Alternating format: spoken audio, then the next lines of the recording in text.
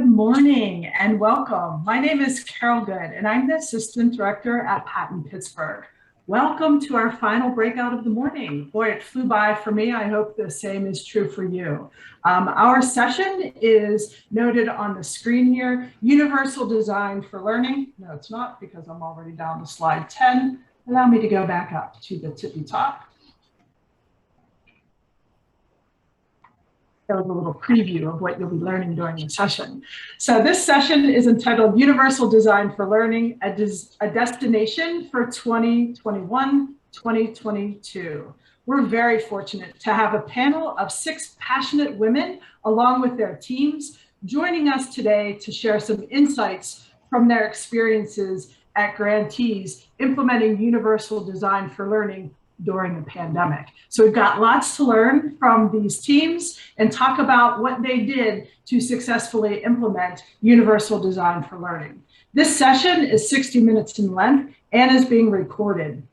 Closed captioning is available for the session. Just find that live captions down in the bottom of your Zoom panel and click on the show subtitles and you'll be able to follow along with us through closed captioning. In the chat, I will place a link to the Summit webpage. There's a flyer associated with this session that's going to announce our grant opportunities that are available for this coming school year, which I'll discuss towards the end of the session. And then any other sessions and the links and the handouts will also be with that link that I'm going to be putting in soon. I encourage you to use the chat feature to share resources and comments, especially if you want to ask questions of the panelists. They're going to be monitoring it along with me, so they may respond to you either in the chat or they may respond verbally. Okay, so let's talk a little bit about this session and what we have in store for you today. During the session, you're going to hear from 6 LEAs that participated in the Classroom Resources for UDL Implementation Grant that was offered last year. The purpose of the grant was to enhance educators' knowledge of the principles of UDL, right? So we'll talk about the UDL principle of engagement, action and expression, and representation, because those are a means to engage all learners to become expert learners that are purposeful and motivated, resourceful and knowledgeable, and strategic and goal-directed about their learning. Additionally, the purpose of the grant was to support educators in anticipating and planning for learner variability, which we know held true throughout the duration of the 2021 school year. And we wanted to help them identify and utilize both known and innovative resources in their pursuit for Universal Design for Learning. LEAs had flexibility with this grant. They could have 1 up to 5 educators in the professional development and technical assistance visits.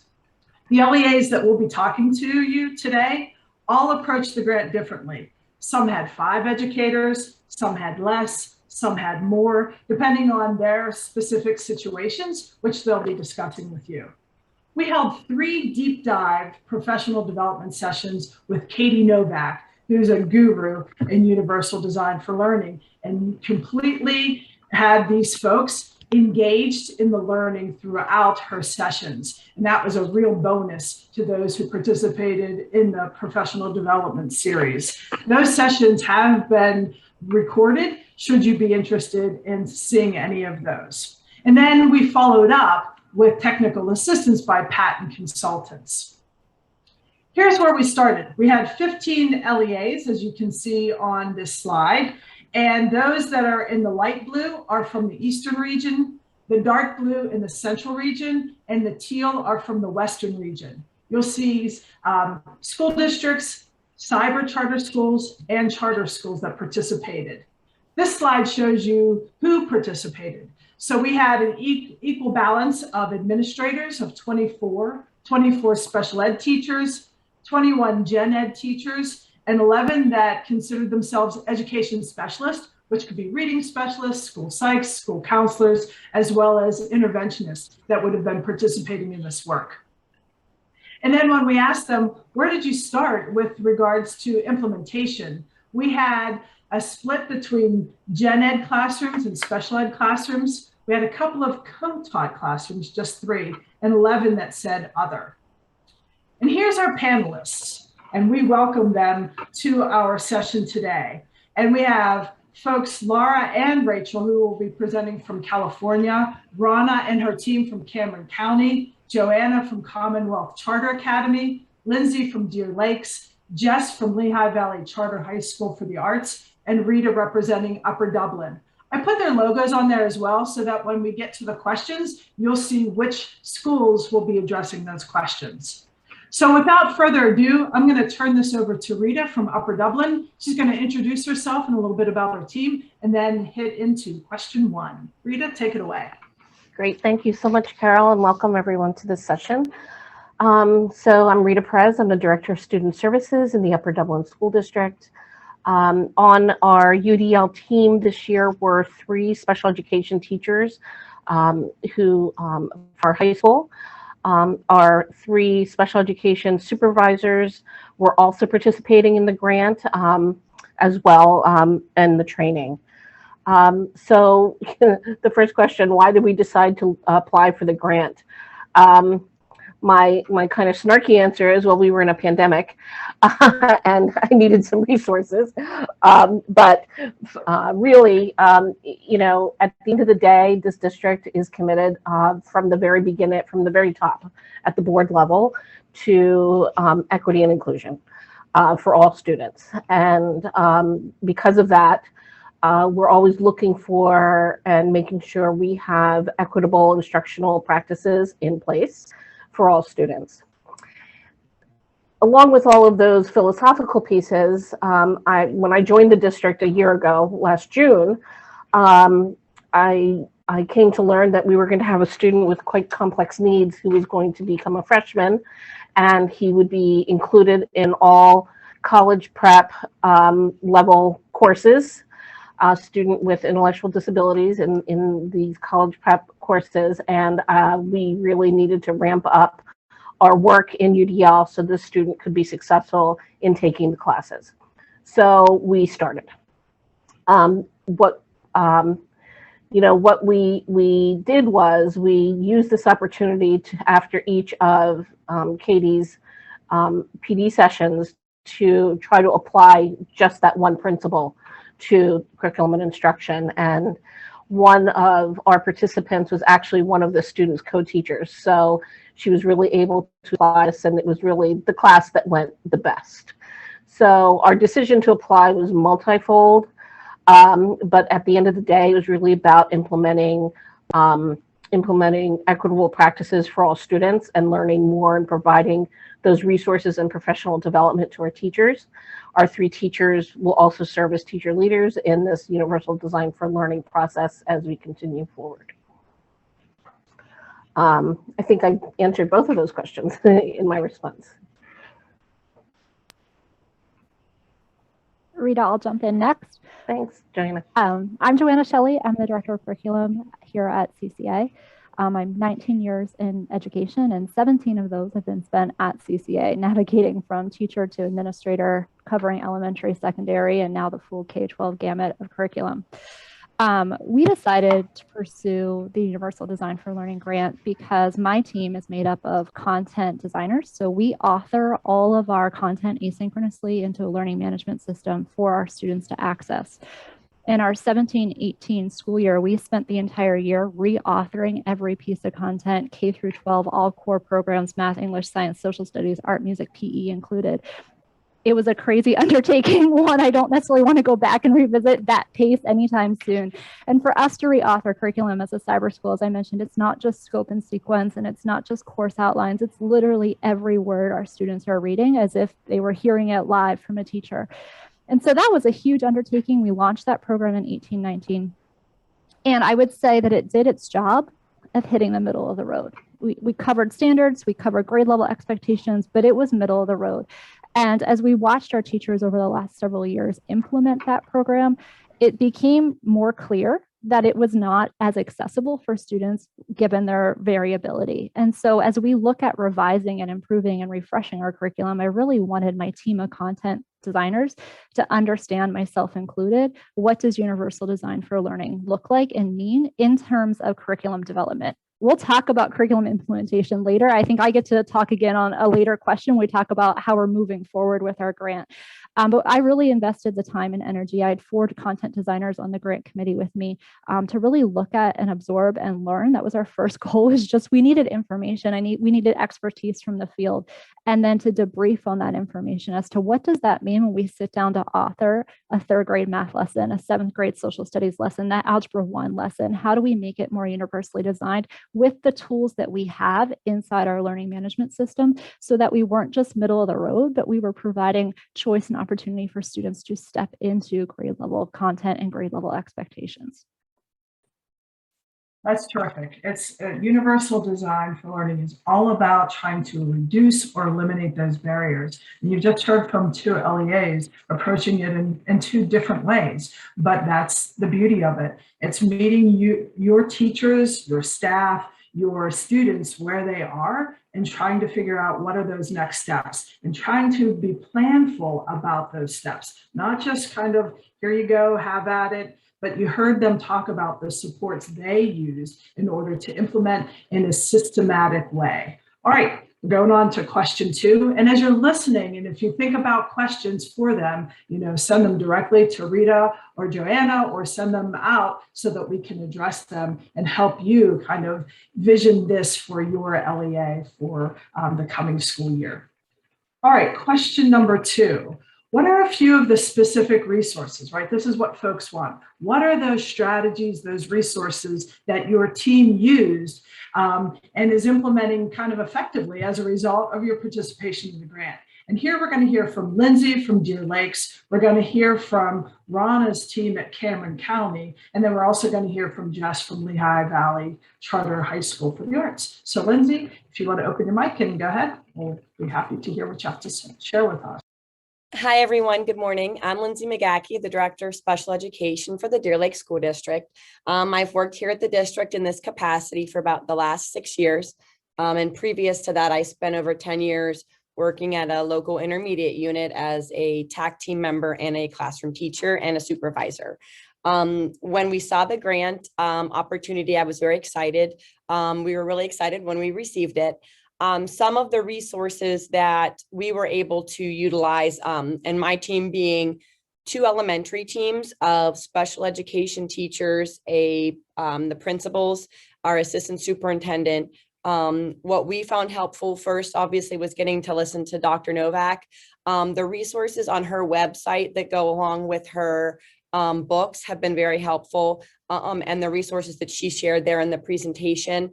So we will be using her books and those resources as well. The other resource that we plan to use that was very helpful was the website, the UDL Approach. Dr. Nelson does 15-minute podcasts. So what we plan to do is share those podcasts with our teachers. And so I can put the link to that in the chat. But I figured for 15 minutes, it's a quick way to get feedback, and those podcasts include information and that is being shared by classroom teachers. So it's colleagues kind of listening to themselves. So those were kind of the 2 important resources that our team were able to take and utilize.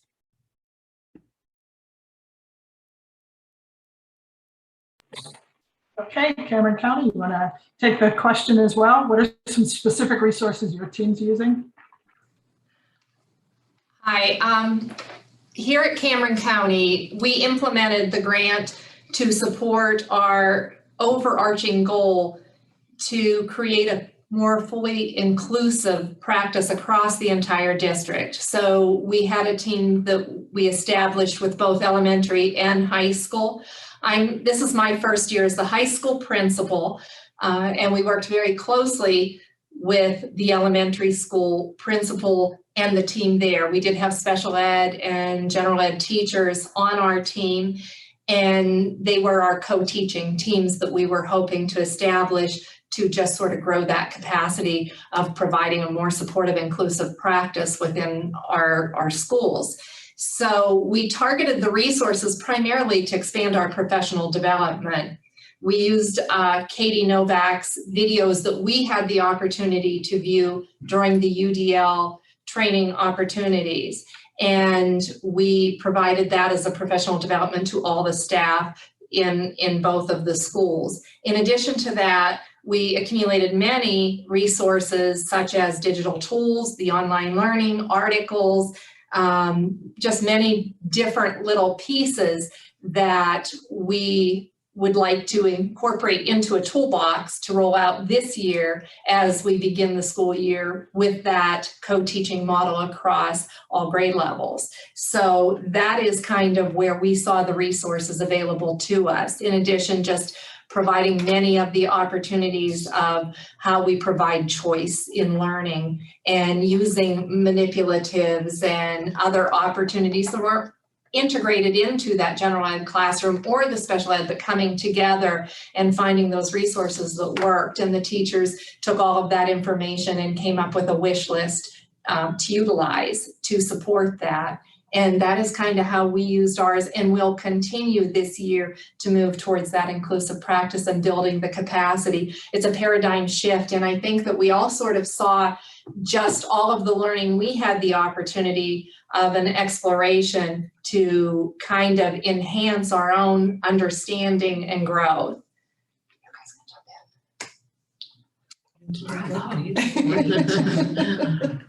Okay, Cameron County, you're all there. Give me like a name of a resource or something that you're really looking forward to using this coming school year. I know a lot of us used the booklet that was shown to us in class, and it was really nice that you don't always have your top student winning the game. So they all were pretty excited that they could participate and win points and take points from each other. So we've used that a lot. Oh yeah, that was something that Katie shared with us. If you have that, if you have access to that resource, if you can throw that in the chat, that would be awesome. Yeah, that was a good one. Right. It was like a way to kind of review content. And as you're responding to the answers, even if you got them right, you may not be getting all of the points. It really had some kind of, I don't know, some kind of tech behind it that allowed anyone kind of fair game at winning it, which kept everybody engaged in trying to win, which was awesome. Great. Anything else? The other thing that we found was, this was a book, I think it was, I don't know if you can see it. Hold up the camera. It was something that all of our teachers found very useful. We got a couple and passed it around, and several of them just took it as their Bible, your UDL lesson planner. And we were able to get a few more so that everybody has a copy of that now for their resource, both the special ed and the general ed. So that was a good book to start with. Great, great. All right. Jess, how about Lehigh Valley Charter High School for the Arts? What kind of resources are you guys implementing? Sure. So I'm the director of specialized services at Charter Arts, and we are a public charter school, a performing arts-based public school. So all of the students audition to get into our program. We have approximately 650 students, so we're like a middle-sized high school. We have 7 artistic majors that include dance, literary arts, visual arts, vocal and instrumental music, theater, and production arts. And we're located in the south side of the Bethlehem Arts District. So I actually created a framework that I'm putting in the chat if you want to click on that. It includes a QR code that will bring up all of the resources that we are using. So our framework includes me, the director of specialized services, our restorative practices coordinator, and our school psychologist, and we're doing a coaching model. So the 3 of us, along with our team, are going to become experts at UDL within MTSS and UDL with restorative practices and discipline, and UDL with our SEL learning and our advisory period. So we're hoping in the next couple of weeks to become these expert learners our teachers so that we can teach this to our whole staff within and targeted instruction. The great thing about being at a charter school is that artistic teachers are really, really good at what they do, but sometimes they don't have the pedagogy background. So it's really important for us to like implement these things slowly and with fidelity for that staff that might not be a certified teacher. So our resources for implementation are on the next page, where we started with norms of collaboration. How are all of us going to start working together, and how are we going to be knowledgeable in the things that we need to be? We also did an organizational readiness for change, which is this, I have it. It's like a survey that we're giving to our staff to make sure that what we are implementing, that they are ready to receive after the COVID crazy year. We just don't want to burden them with so many transitions. Another resource that we're using is Managing Transitions by William Bridges. And we created a needs assessment. And then we're hoping to use the CAST system, which is a huge website program that has a whole bunch of UDL resources right there. And then we started a UDL book club. The first book that we are reading is Anti-Racism and UDL, which provides many resources. So we're really trying to couple UDL with our EDI training. And then the last slide is our implementation steps. So we're going to assess school readiness, discuss norms of collaboration, book club readings. We're going to differentiate PD. So we're going to have experts at UDL, intermediate UDL, and beginner groups, and we're going to circulate throughout those. Our committees are going to run once a month. And then we're hoping to pilot a UDL lesson rubric. So how are you meeting different aspects of UDL and the tenets of UDL? And then we're hoping to have a check-in between semester 1 and semester 2 to see how this is working and adjust as necessary. But if you, the QR code in this, if you just want to take a picture of it, this will bring you to the implementation resources that we have, that we are using. And that's it. Nice.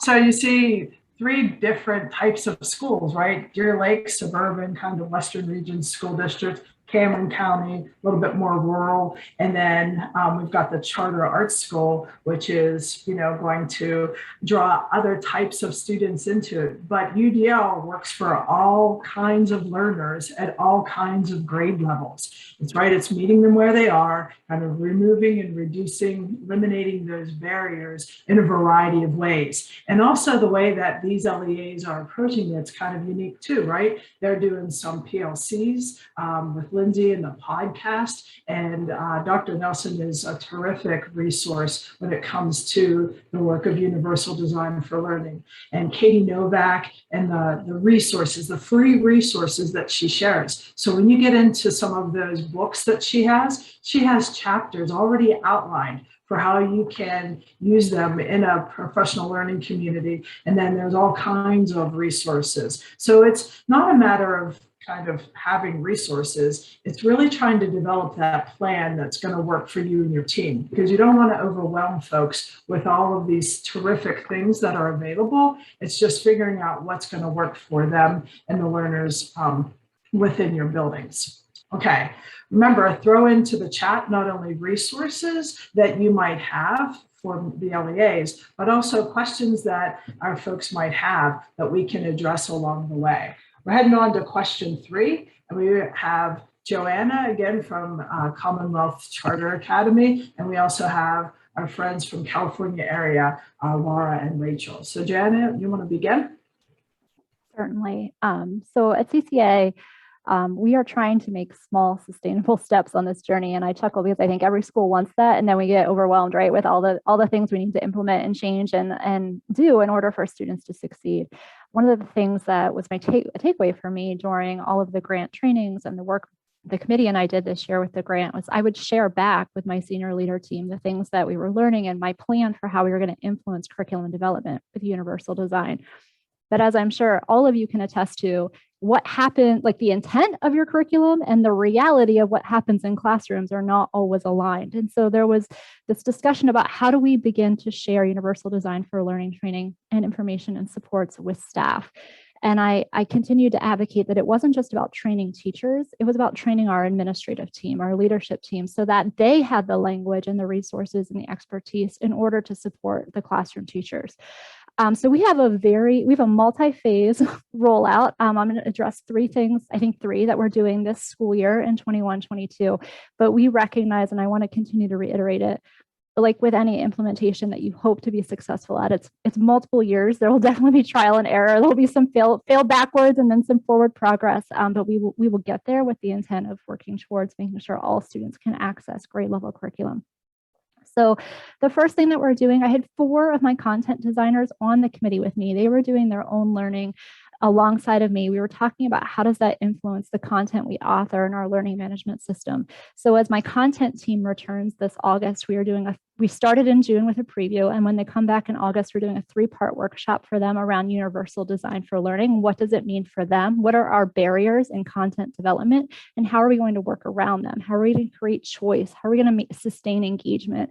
How are we going to build options for students to develop responsibility in their learning and become that expert learner? So we'll do a 3-part workshop with the content team in August. And then we've also partnered with our local IU, so CAIU for us here at CCA, that we're going to do monthly check-ins on content design. So we'll have 2 IU consultants that will partner with my content team. We might pick science one month, ELA the next month, math at the high school level the following, etc.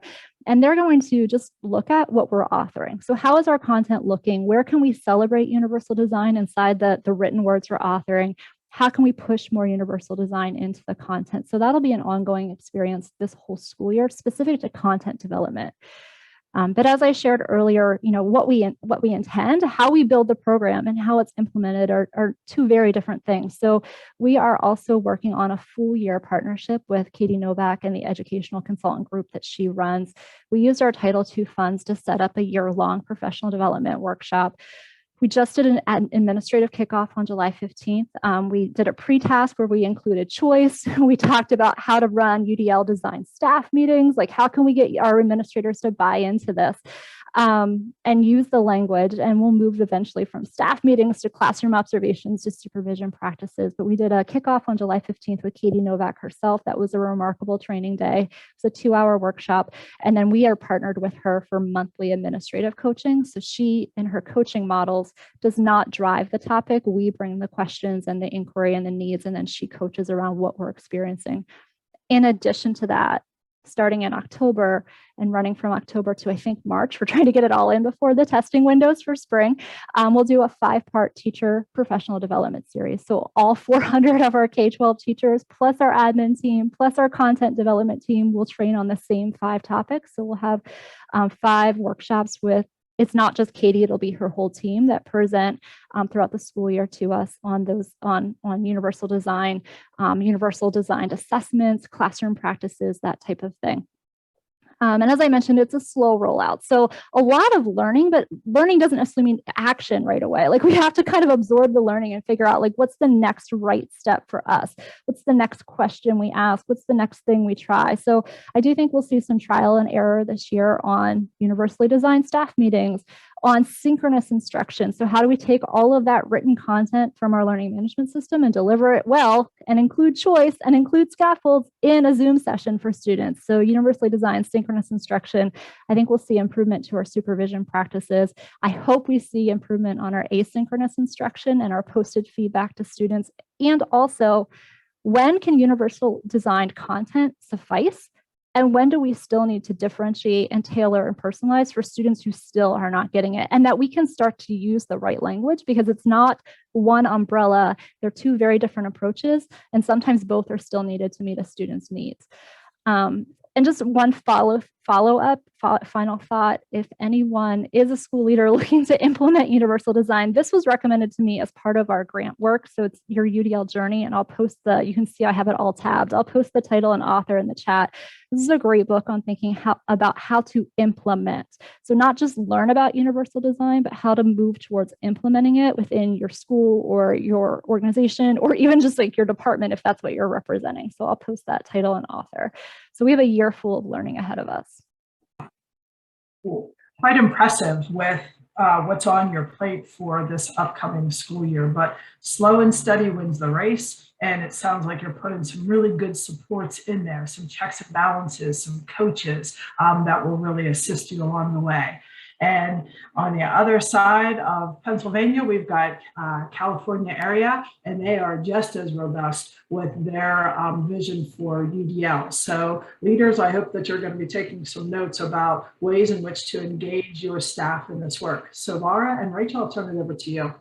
All right, thanks, Carol. And thanks, Joanna, for starting us off. We are at California Area School District, so a little bit different. We're on the western side of the state, 900 students, and overall staff, we only have about 100 overall staff, K through 12, in our public school district. So I'm the superintendent. I'm happy to have Rachel here, the leading principal in this work. And so we'll briefly talk to you about how we're going to continue our UDL journey. So we agree with Joanna when she talked about making sure that the administrators on staff utilize the same vocabulary, and that needs to be district-wide. So one of the things that we started last year and we're continuing on through this year is ensuring that we have an administrative book study. We're using UDL Leadership, one of Katie's books, and implementing that on a monthly basis with our monthly administrative staff meetings.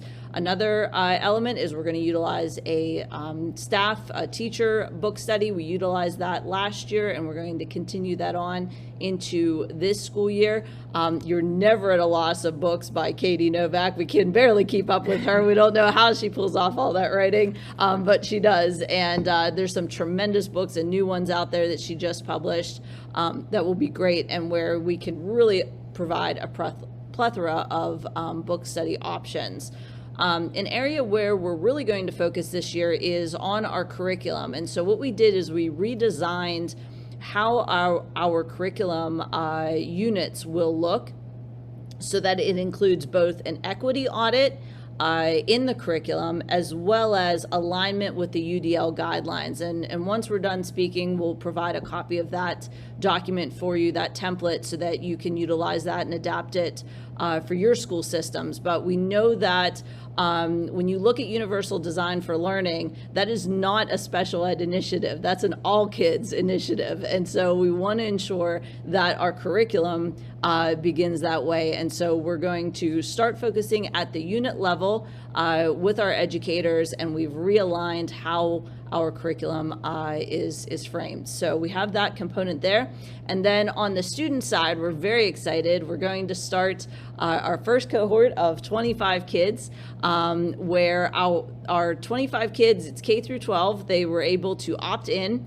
They will not be in any grade level or receive any grades whatsoever in this cohort. And so we've already met with almost all of the families, and each family, we've met with the students and their parents and guardians, and we've designed the learning experience based around their individual needs and their desires and where they are. So if that child is reading at a 5th grade level, then they will be in a 5th grade instructional class. However, if they're at a 3rd grade mathematics class, then we'll make sure that they receive 3rd grade content standards. And then at the same time, as far as we know that once you receive a grade, the learning essentially stops. And so we've eliminated feedback as far as grades for that cohort of students. So they'll only get feedback from their teachers and from their learning coach, but they will not receive an A, B, C, D, or F at all for that entire year. So we're really excited about redefining what feedback and what learning looks like with this group of students. And we know that the kids, in meeting with them, they're very excited about having that experience as well. And I'll leave it to Rachel. Right, just to support that, it is a K through 12 venture. Fortunately, a lot of the students are within the elementary building, and working with the families and the students, not only do we look at their skill deficit or skill strength, we also really talk to them about basic skills they already had. Where can we push you a little bit further?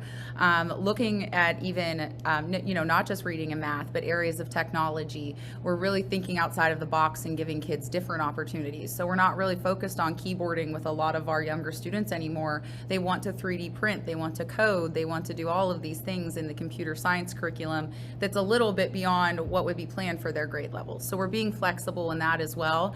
Also including their interest. We have a lot of students, and when we were meeting with them, we would say, what's something that you've always wanted to learn about? And they were so hesitant to talk about things that they weren't familiar with that we already offer. So we're looking at languages for young students. We're looking at a lot of different technology and coding through gaming.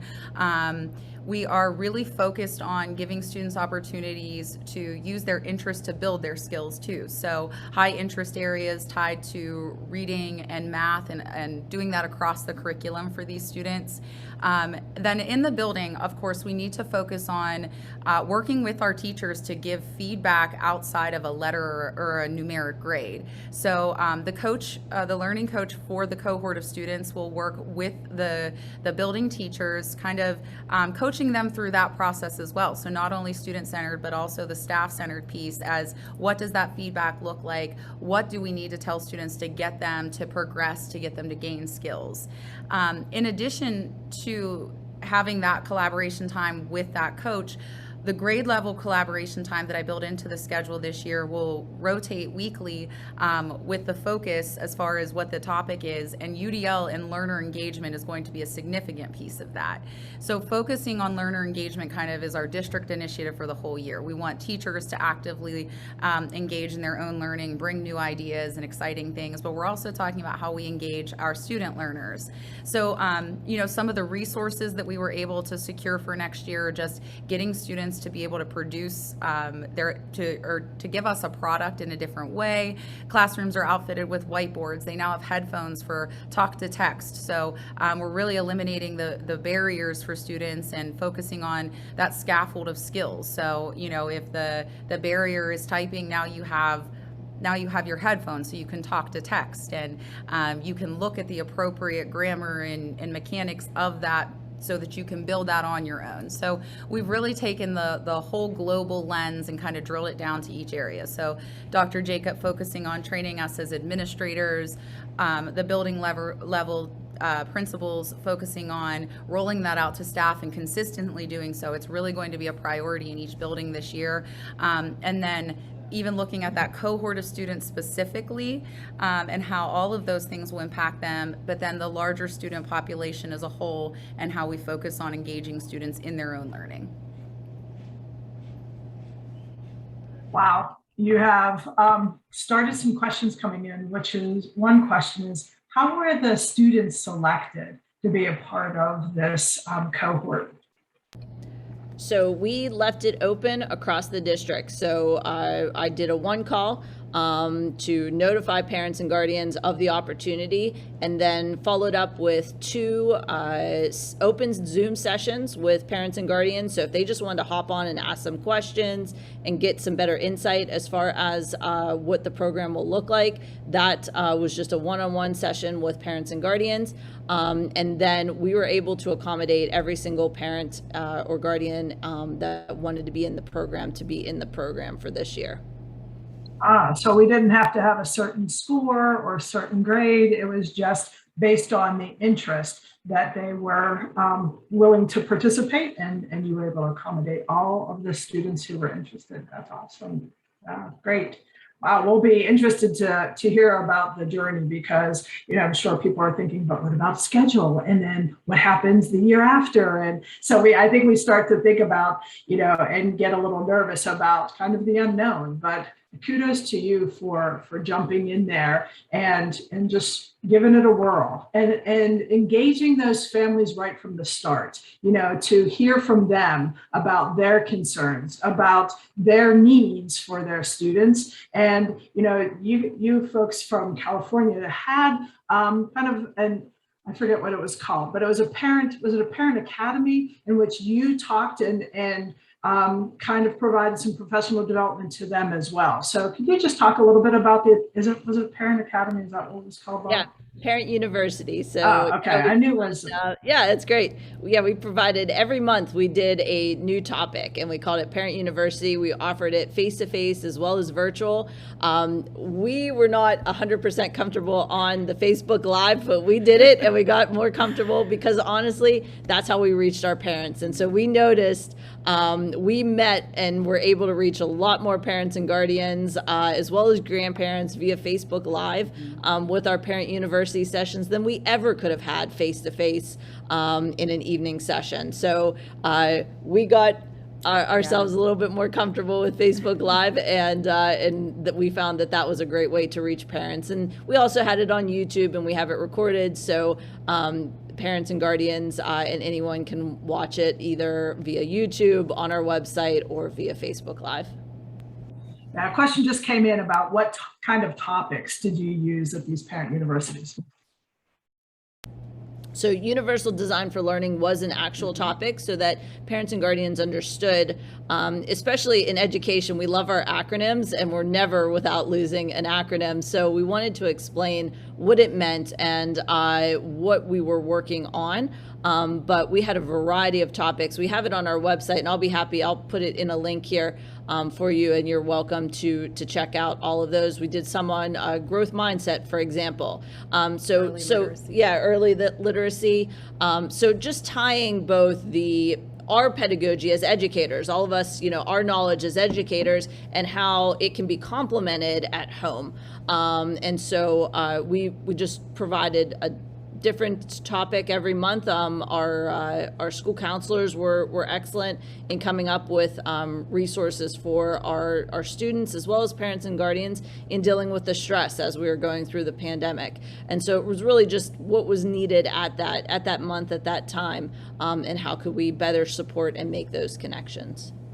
Yeah, great. Absolutely. You think about families and having to endure homework and studying, and if they have some tools in their toolbox with regards to, oh, here's another option, we don't have to do it this way, and they understand universal design for learning, they certainly can be reinforcing what's happening at home. So that was a component of the grant, was how we're going to engage families in this, but we know that everyone's kind of at different places. But to go to Facebook Live, yeah, that's pretty impressive. And you're right, that's exactly where folks are, whether it's Instagram, Twitter, any kind of social media. That's probably where you're going to find families being more comfortable than sitting in a Zoom with all kinds of professionals. So I appreciate your willingness to kind of go out there and meet them where they are. All right, last question, and we're going to turn this over to, I believe, Rita, and then the Cameron County folks. So Rita, what were the biggest takeaways? Wow. So the biggest takeaways were, I think one of the biggest things was the excitement that it generated amongst the teachers that were participating in this. And as they were implementing the various principles in their lesson design, how students were responding to it. I think that was huge. We have one of our teacher leaders is ready to go to present to her colleagues as we start the school year about what it is and what it means to them. I heard some similar topic from an earlier colleague on the meeting here. Another takeaway is how nicely this really fits into our instructional model. Somebody mentioned Katie Novak's newest book. She co-authored the book UDL and Blended Learning with Catlin Tucker. Ironically enough, Catlin Tucker's blended learning model is the instructional model that we adopted last summer to take us through not just the pandemic, but the pandemic and beyond. Using that model of instruction, blended learning, was on the list of things to accomplish, in the 5-year plan with the district. And when the pandemic hit, the Band-Aid got pulled off, and we said, we're going now. So we're excited. We're going to have Catlin Tucker here in August. And it's nice to see that our colleague is having Katie Novak in district as well. So we're really excited about that. So, I think the biggest takeaway is when you have folks who are really excited and like-minded and want to make sure that we're breaking down barriers and providing opportunities for all students, the stars align. And it's not entirely an accident. right? It happened for a reason, and it happened for a good reason. And now we're at that point where we're, taking a look at all of our curriculum materials as well, for not only the equity and DEI piece, but also, the barrier piece, and seeing all the different ways that we can approach content for all kids and giving them that opportunity to really, access curriculum and materials at a much higher level. So we're really excited about the future. We're really excited about blended learning in UDL. It's one of the books that we offered for book study this summer, and we have quite a number of teachers who are participating. So I'm excited about that. Not just special education teachers, but gen ed teachers. So we're really excited about that because, as somebody said, this is not just this is not a special education initiative. This is an educational initiative, and it crosses content areas, it crosses grade levels, and moving forward. So we're really excited about that. Great. You have really set up a nice supportive system, Rita, and I can understand why folks are, willing to kind of take this leap into this work, because they sense that they've got support. They've got folks who they can turn to as they're implementing. And I think that really makes a big difference. So thank you for your work. You're welcome. And let's turn it over to Cameron County. What were your biggest takeaways from this UDL? I think that just recognizing that UDL, when we think of through the lens of that universal design for learning, that it offers an expansive repertoire of opportunities to engage a diverse group of learners. Whether they're students with IEPs or our lower learners or our higher achieving learners, just giving them those opportunities of choice and having that toolbox of many ways of presenting the learning. Do you want to jump in? Yeah, at the elementary level, we kind of stepped back and looked at our teachers as resources, especially our special ed teachers, where typically the students would leave the classroom and go to the special ed classroom for learning disabilities. We're leaving the special ed teachers in the classrooms this year. So our schedule for grades 1 through 6 will be looking at that co-teacher inclusive model, using that special ed teacher, because they're the specialists when it comes to differentiation, and to pick their brain and be able to help all students in the classroom, not just those that have an IEP or things like that. We tried that last year, and Jill, who's with us, our special ed teacher, was in 2 third grade classrooms, and it was very successful. And I think we saw quite a bit of growth. The kids loved it. They like to be a part of the classroom rather than being pulled out.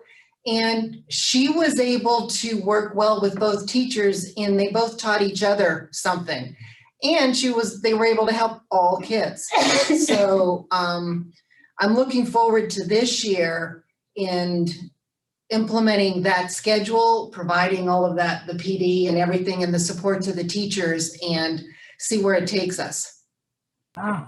Wow, that's terrific. And those students are really benefiting from all the incidental kind of learning that's happening within that gen ed classroom, right? They're hearing the language, and they're listening to people read, and they see those their peers being able to perform. So they're going to want to perform and strive for greater things as well. So that's terrific. Looking forward to hearing your journey and the successes that you're able to experience as well. So anything else from our other colleagues, from Lindsay or from Jess, that you'd like to talk about as far as your biggest takeaways while we have just a few more minutes? Sure. So, I think our takeaways here at Deer Lakes are similar to some of the other information that was shared. So, those resources, and we are also working with Dr.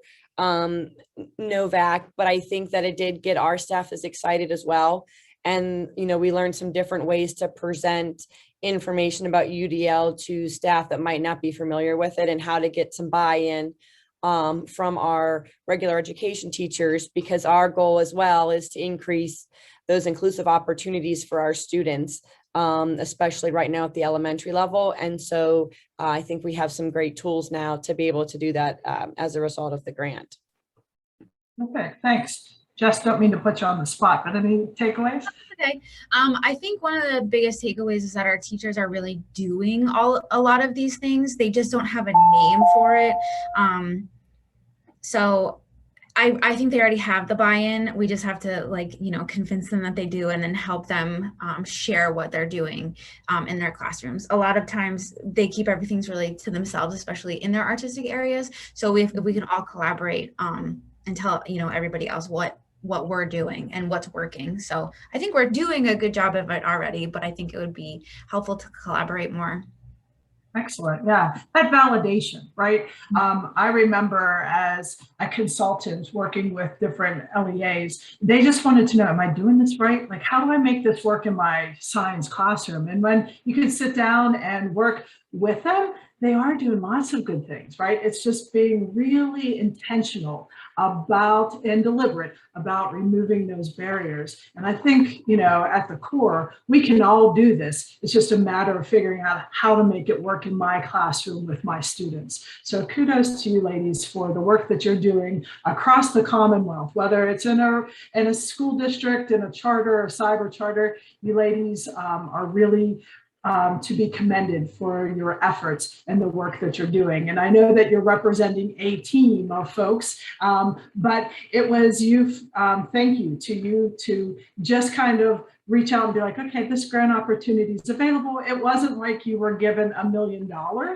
Some of you were getting as little as $2,000, and some of you got as much as $10,000, depending on the number of educators that participated. But you made it work. And for that, we are really grateful for you sharing your stories this morning and now this afternoon. So I want to talk a little bit about the grant opportunities that are available to you. There are 2 that are available, and they are available and right now on the Patton website for you to look at. There's the Classroom Resource Grant that these LEAs all participated in last year. So it's building an understanding of the principles of UDL, and then being introduced to some resources that you can utilize in your classroom. We're not going to be able to contract with Katie Novak for the series because you see all these LEAs, we're going to be working with her. So we are going to take this information and do some of the professional development and then provide some technical assistance. This is where you may want to just have one educator kind of dip their toe into it. Up to 5 educators can participate in the grant Classroom Resources. And then the second grant is called Optimizing Implementation. And I'm hearing some of these folks on this Zoom with us this morning that are ready for this optimizing implementation. They already built the foundation of UDL. Now it's just a matter of figuring out how do we best utilize what we have, get together a UDL implementation team. So it's going to be beyond just your school district and your staff, but also families and where appropriate students, so that we can then have this sustainable systemic approach to UDL. And we're going to work alongside Nicole Tucker-Smith, who is a member of CAST faculty, and she's also someone that we, Patton, have been working with to understand how to coach UDL. So Nicole's going to be part of our community of practice, the learning that we're going to be doing alongside her with this optimizing implementation. So on the Patton website, if you click on supports, which is one of the bars that comes across the top, and you select inclusive practices and scroll down, you'll see both grant opportunities are available. Take a look at the request for application, because that'll give you the details with regards to the grant priorities, and then also look at the applications that are there. If you have any questions with regards to that, I have 3 names to give you. Lisa Russo out of Patton East will be able to respond to questions with regards to either of the grants. Tara Russo from the Harrisburg region, the central region, and then we ran out of Russos, so we had to put in Jeff Matheson for the Patton Pittsburgh office, and he can respond to questions for things related to these grants. Both grants are going to be due on August 31st. So take some time, look through those applications, and consider applying for one or both of those grants. The resources, that's where we're just kind of building skills, getting folks kind of comfortable with UDL, and then optimizing implementation for those teams that are kind of already up and going, but need some additional supports. Okay, the code for today is N as in Nancy, R as in Rita, U as in universal, D as in design, the number 6. I'm going to put this into the chat right now. NRUD6. We have one more session that's going to be Carol Clancy and Amy Pastoric, our directors of the Bureau of Special Ed. They're going to be joining us shortly on another Zoom. And then this afternoon, we've got some post-conference sessions. What would you do, as well as practicing presence. So we hope you can join us for those sessions and hang in there. If there are any additional questions, we'll stay on. But if not, we look forward to you joining us at 12:30 for Carol Clancy and Amy Pastoric. Thank you, everyone, for a great session.